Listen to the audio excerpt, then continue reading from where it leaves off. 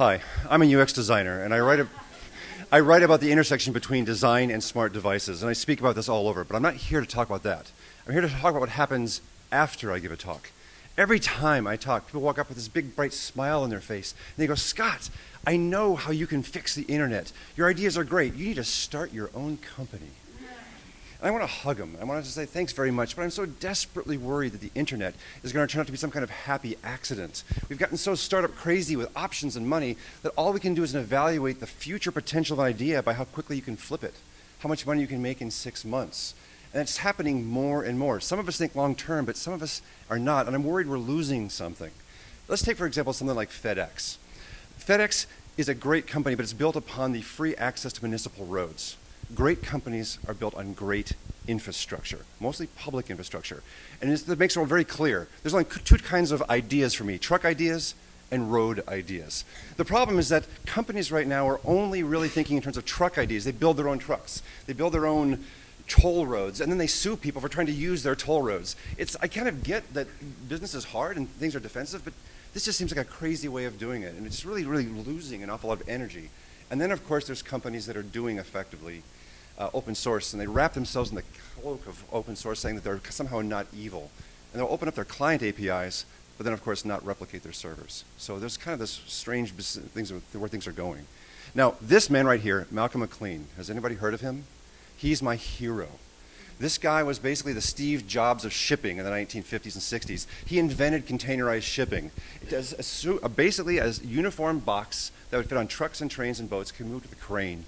And he was 26 times cheaper than anybody else. He had a lock on the market. And what did this guy do? He took this thing and he gave it all away. He had it patented. And he completely just gave everything away to the entire world. Was he some kind of communist pinko? No. This guy was a hard-nosed businessman. And he realized that he had a road idea, not a truck idea. And by giving it away, he made the market so much bigger, and he made even more money. What would you rather have? 75% of this? Or 25% of that? It's a simple way that this kind of visionary from the 60s has something to teach our patron saint from the 1980s, the patron saint of venture capitalists, Gordon Gekko. Communism is good. It's basically a way of opening up markets, of making a bigger pie for all of us. The only real difference between communism and capitalism, in my mind, is time scale. Because we're not thinking big enough thoughts anymore. Let me give you two provocations. We get so excited about the web, and we always talk about that little box inside, and the DOM does get better, and it gets more and more interesting. And there's cool stuff going on there, but what do we do with this magic box? We slap a URL bar on top of it. We've taken the most amazing rendering engine on the planet, and we've put a goddamn command line interface on top of it.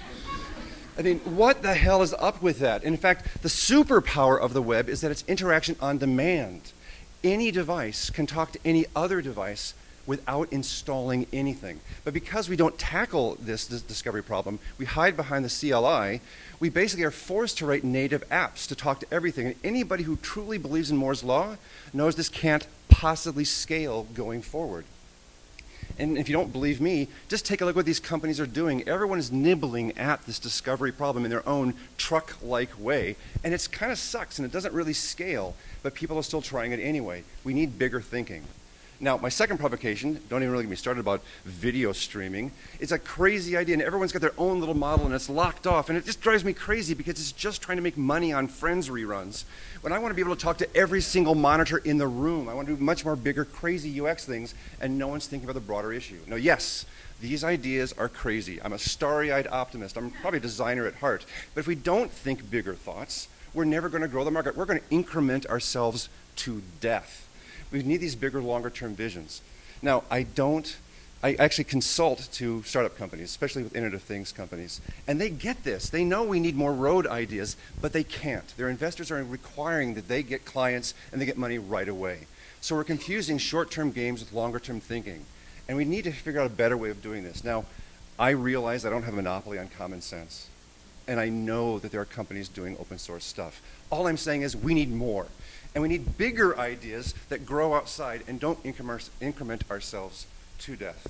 If there's any crowd that I can talk to about this, it's this. I only have 5 minutes. I only gave you two provocations. But we need more communism to make better capitalism, and I want to talk to you guys about it afterwards. Power to the people.